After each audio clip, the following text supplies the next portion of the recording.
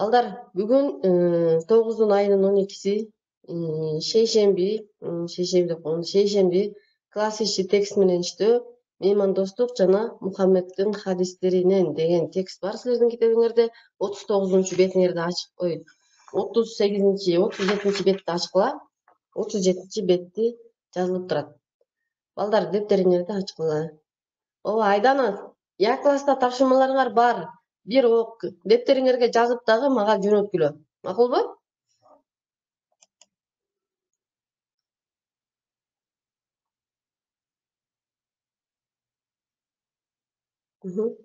Макул, Канатбек.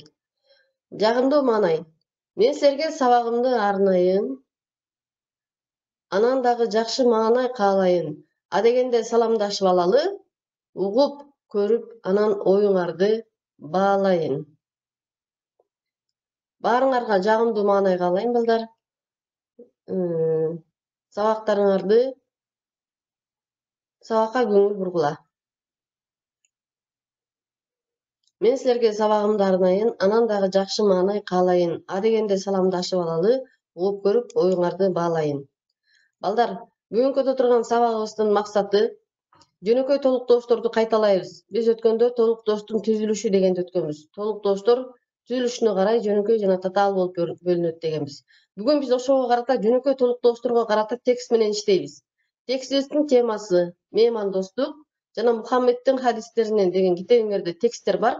Мына ошол тексттердин негизинде жөнөкөй толуктоошторду таап, тексттин маанисин түшүнөбүз, суроолорго жооп беребиз, өтүлгөн темага карата көнүгүүлөрдү аткарабыз, жаңы сөздөрдү үйрөнөбүз жана ошондой эле сүйлөм түзөбүз, сөз айкаштарын табабыз.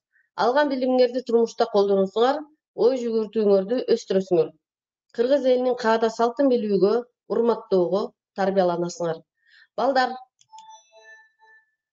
өткүлгөн сабакты кайталайбыз. Мен ойлойм силерге сабактын максаты түшүнүктүү болду го деп, Кана балдар, өткөн сабакта биз ысык көлдү коргоо дегенди өткөнбүз, Ысык көл, айлана чөйрөнү коргоо, анын ичинде ысык көлдү сактап калуу дегенди кандай түшүнөбүз? Кана ысык көлдү сактап калуу деген жөнүндө биз өткөндө үйгө тапшырма бергем. Ысык көлгө канча деген суу куят? Ысык көлгө канча суу куят, балдар? Ысык көлгө канча суу куят? Айдана, Айзада, Анель тапшырмаларды аткарып мага жөнөтүшкөн. Билишет булар, Ысык көлгө канча деген суу куят экен, балдар? 100дөн ашык. Айдана, 100дөн ашык суу куят. Азыр 80дей суу куят. Мисалы, Барскон суусу бар, Жыргалган суусу бар, ошол жакта. Ооба. Даниэль, 100дөн ашык суу куят экен. Ал эми ысык көлдөн суу агып чыгабы? Азамат Канатбек. Ооба. Азыр ысык көлдөн суу агып чыгабы сыртка? Аяра? Жок, агып чыкпайт. Ренат, азаматсың. Суу агып чыкпайт экен, Ысык көлдүн дагы кандай аты бар экен? Ооба, кандай аты бар экен дагы? Дагы бир аты бар экен го ысык көлдү. Эмне деп аташты экен? Тексттен өткөнбүз го өткөндө. Эмне деп аташчу эле? Ой, Азамат, Туздуу көл, же болбосо Туз көл. Айдана, азаматсың. Туз көл деп аташкан. Ренат, азаматсың. Анда бул сүйлөмдүн ичиндеги азаматсыңар толуктоошторду табабыз. Жөнөкөй толуктооштор кайсы жөндөмөдө турат? Белгиленген биринчи ичинде деген сөз кайсы жөндөмөдө турат?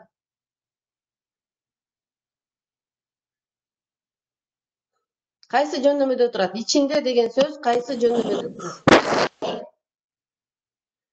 Жатыш жөндөмөсүндө турат, Ал эми ысык көл сактап калалы деген.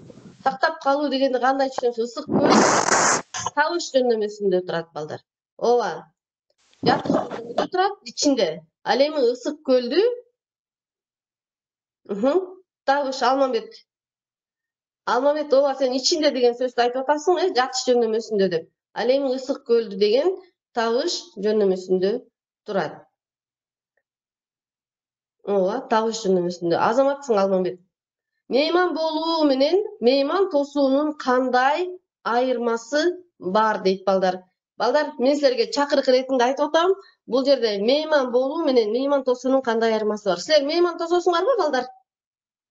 Мейман деген ким? Мейман деген.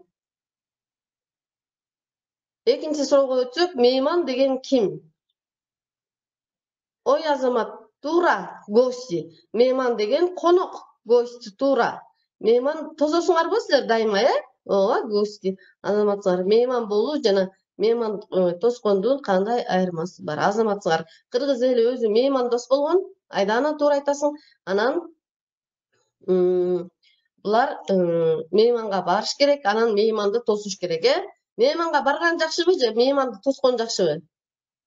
Кайсынысы жакшы, балдар? Мейманга барган жакшыбы же мейман тоскон жакшыбы? Ооба, мейманга барган жакшы. Балдар, анда сабакты баштайлы. Мейман тоскондо кыргыз эли Азамат Канатбек барган жакшы, Мынакей, кыргыз эли байыртадан бери мейман тосуп келишкен. Азыр биз үйгө тамактарды даярдап коюп, атайын даярданып чакырабыз го конокторду. Илгери болсо коноктор айттырбай келгендиктен алар кой союп, конокторду капысынан эле коноктоп узатышкан. Бул кыргыз элинин каада салтына кирет, балдар. Мынакей, мейман тосууда, мейман достук дейт. Үйдүн ичине кадимкидей тамактарды даярдап, анан эшикке этти бышырып алып келип келген конокторго беришкен. Ооба, мейман достук. Биринчи мейман чакыраарда ата энесин чакырып келип, ата энени мейманга чакырып биринчи акылдашкан. Атаке, апаке, силер менен акылдашайын, конок чакырайын дедим эле. Же болбосо баламдын тушоосун кесейин, же болбосо кызымдын чачын өрдүрөйүн, чөйкө салайын деген сыяктуу, кызымдын тушоосун кесейин деген сыяктуу тойлорду кыргыз эли той өткөрүп келишкенде, ошондо биринчи өзүнүн атасы менен апасына акылдашкан. Көрдүңөрбү? Ата энесин чакырып акылдашуу дагы бул кыргыз элинин каада салты. Балдар, бул кайсы той? Кыргыздар той берип келишкен. Тойго мейман чакырышат, Бул Элман. Бул кайсы той?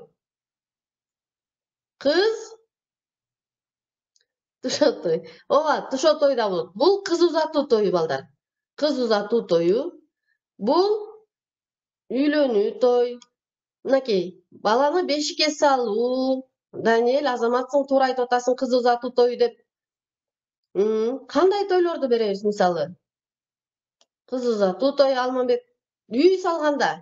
Биз үй салганда дагы кыргыздар элдерди чакырып той беришет, Мынакей, баланын тушоосун кескенде ак, кара жипти эшип, анан кийин балдарды чуркатып, той беришкен. Мына балдар, булар тойлордун түрлөрү. Кайсыл учурда кыргыз эли конок чакырышкан. Эми текстте окуйбуздагы тексттен толуктоошторду табабыз. Меймандостук 37-чи бетте китебиңерде бар. Кыргыз элине тиешелүү асыл дөөлөттөрдүн бири меймандостук. Бул бизге ата бабаларыбыздан калган салт. Үйгө келген кишини келиңиз, төргө өтүңүз, моз тийиңиз деп тосуп алабыз. Мейманга болгон жакшы тамагыбызды берип, төргө отургузабыз. Жагымдуу аңгеме баштап, меймандын көңүлүн көтөрөбүз. Кыргыздар жашоо турмушундагы ар бир кубанычты, маанилүү окуяны эл чакырып, мейман тосуп белгилешет. Илгертен келе жаткан салт, каада салт, күндөлүк турмуш ушундай байланышкан. Үй салганда, бала төрөлгөндө, басканда, үйлөнгөндө жана башка жагымдуу окуя болгондо чоң той берилет. Тойго бүт айыл же бир көчөнүн эли чакырылат. Алыстагы жакын туугандар дагы унутулбайт. Мейман күтүү элибиздин сүйүктүү салты. Биздин элибиz мейман күтүүнү салт катары карап келишкен. Биринчи сүйлөмдө ата бабаларыбыздан деген сөз кандай толуктооч? Кандай толуктооч балдар? Кайсы жөнөмөдө турат? Кана кайсы жөнөмөдө турат? Тике толуктооч. Кайсы жөнөмөдө? Тике толуктоочпу же кыйырбы? Тике толуктооч бир эле жөнөмөдө турат. Ата бабаларыбыздан деген чыгыш жөнөмөсүндө болгондуктан бул кандай толуктооч? Кыйыр. Азамат. Мейманга барыш жөнөмөнүн мүчөсү буланды. Мейманга деген кандай толуктооч? Алмамбет кыйыр толуктооч, барыш жөнөмөнүн мүчөсү. Булар жөнөкөй толуктооч. Мына мейманга деген түзүлүшү боюнча жөнөкөй. Барыш жөнөмөнүн мүчөсү болгондо эмне болот экен? Тике болобу же кыйыр болобу? Мейманга барыш жөнөмөсүндө турганда кыйыр толуктооч болот. Тамагыбызды табыш жөнөмөнүн мүчөсү, кимди, эмнени? Тамагыбызды дегенде табыш жөнөмөнүн мүчөсүндө турса, эмне болот экен? Алмамбет. Алмамбет табыш жөнөмөнүн мүчөсүндө турганда тике толуктооч. Эртеден бери тике толуктооч дедиң, тике толуктоочко келгенде кыйыр толуктооч дедиң. Андан кийин кубанычты. Тике толуктооч Азамат Даниэль. Окуяны туура Алымбек. Окуяны дагы тике толуктооч. Тексттен бир нерсеге көңүл бургула. Менен баяндооштун ортосуна сызыкчанын коюлушу боюнча мен азыр силерге түшүндүрүп берем. Азыр жаңы сөздөр менен таанышып алалы. Жаңы сөздөр: меймандостук, гостеприимство, ата баба, предки, асыл дөөлөт, благородное достояние, тосуп алуу, встречать, төр, почетное место, каада салт, народная традиция, көңүл көтөрүү, поднять настроение, күндөлүк турмуш, повседневность. Ооба. Балдар, суроолорго жооп жазасыңар. Ооба, сабакта катышканыңарга баа коем. Даниэль. Кыргыз элинин асыл дөөлөттөрүнүн бири кайсы? Үй иши муну. Ооба, Канатбек. Үйдөн муну жазып, мага жөнөтөсүңөр. Канатбек, үйдөн жазасыңар. Кыргыз элинин асыл дөөлөттөрүнүн бири меймандостук дейт. Кыргыз эли мейманды кантип тосуп алышат? Келген мейманды кантип сыйлашат? Силер конок тосууну жакшы көрөсүңөрбү? Эгер жакшы көрсөңөр, эмне себептен жакшы көрөсүңөр? Азыр мен силерге видео көрсөтөйүн, анан текстеги жанагы нерселерге көңүл бурабыз. Угулуп атабы?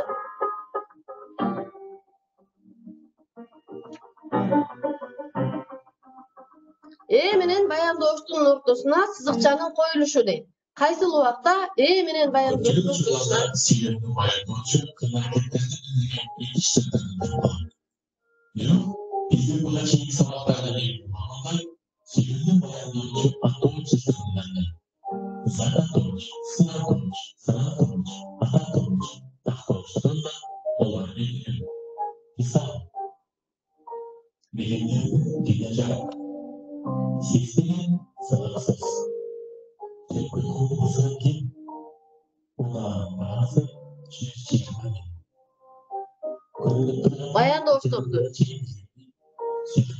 баяндоош дайыма эле кыймыл аракетти билдире бербеген атоош сөздөрдөн түзүлүп калат.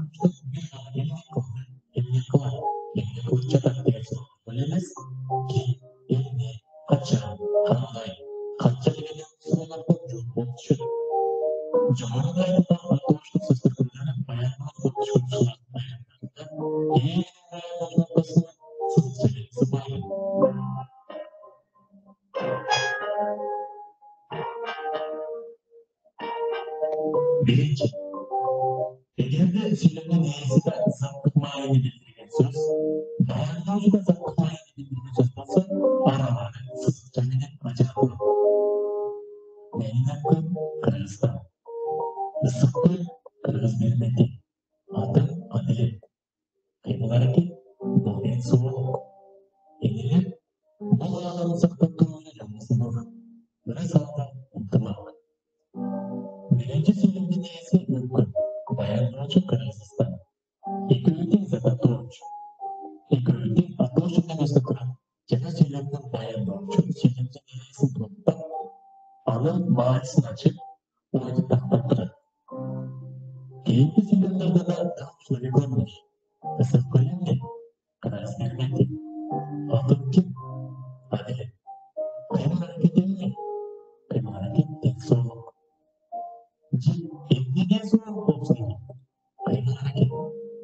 Edilir ki edilir nur.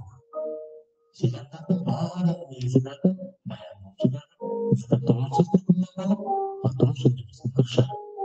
Şonluklar araları sızıkça belirtisini acıratıldı. İkinci, egirli filmin iyisi atoğuç bolup, bayanlıcı atoğuçsuz demesine zakatoğuç bolsa, aralarına sızıkça belirtisi koydu. Bu benimki al, atoğun erkin uçma şunkarı. Özgürlüğü filminin bayanlıcıların atoğuçsuz demesini kırgan zakatoğuçsuz. Alemi bayanlıcı olsa, atoğuçsuz demesi kırgan atoğuçlar var. Oşanlıktan sızıkça belirtisi koydu.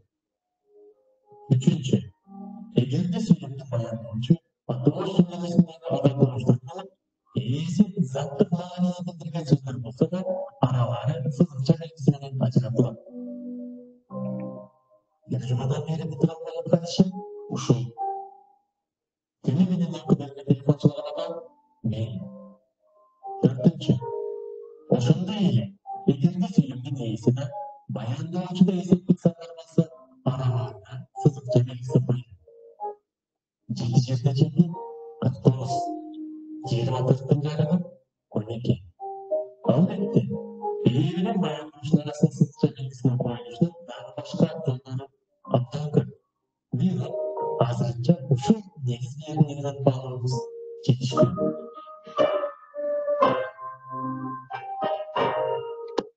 Түшүндүңөрбү балдар? Менен баяндоочтун ортосуна сызыкча коюлган текстте сүйлөмдөр бар. Карагыла. Биринчи тексттеги биринчи сүйлөм. Алмамбет, биринчи сүйлөм Кыргыз элине тиешелүү асыл дөөлөттөрдүн бири меймандостук. Мен маймандостук деп жаздым. Меймандостук. Сүйлөмдүн ээси бири баяндоочу меймандостук. Баяндоочу меймандостук. Экинчи сүйлөмдө бул бизге ата бабаларыбыздан калган салт. Бул деген сүйлөмдүн ээси атактооч сөз түркүмү, ал эми салт деген ооба баяндооч зат аттооч сөз. Мейман күтүү эмне? Мейман күтүү элибиздин сүйүктүү салты. Бул дагы эмне деген суроого жооп берип, сүйлөмдүн баяндоочун аткарды. Алмамбет, Азаматсың. Барыңар түшүндүңөр деп ойлойм. Менен баяндоочтун ортосуна 4 учурда сызыкча коюлат экен. Санатоочтор болгон учурда, 6 жерде 6 36 десек, же болбосо 2'nin мисалы 10'дун жарымы 5 деп айтсак, ошол учурда ортосуна сызыкча коюлат экен. Анан эң негизгиси силер билип алышыңар керек. Атооч сөздөрдөн болгон баяндооч сөздөр бири-бирин чечмелеп турган учурда ортосуна сызыкча коюлат дагы баяндоочтук милдетти аткарып калат. Анан ататооч сөздөр дагы, санатоочтор, тактоочтор дагы ушундай баяндоочтук милдетти аткарып калган учурлар болот. Сөздөрдүн маанисине жараша дал келтирип жазгыла. Бул сүйлөм. Биринчи асыл дөөлөт.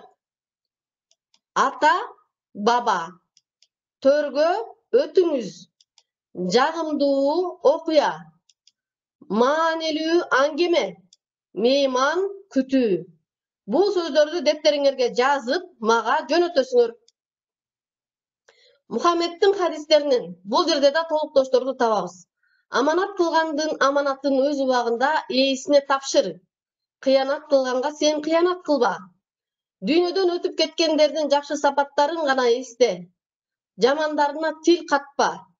5 нерседен мурда 5 нерсеге канымет деп билин.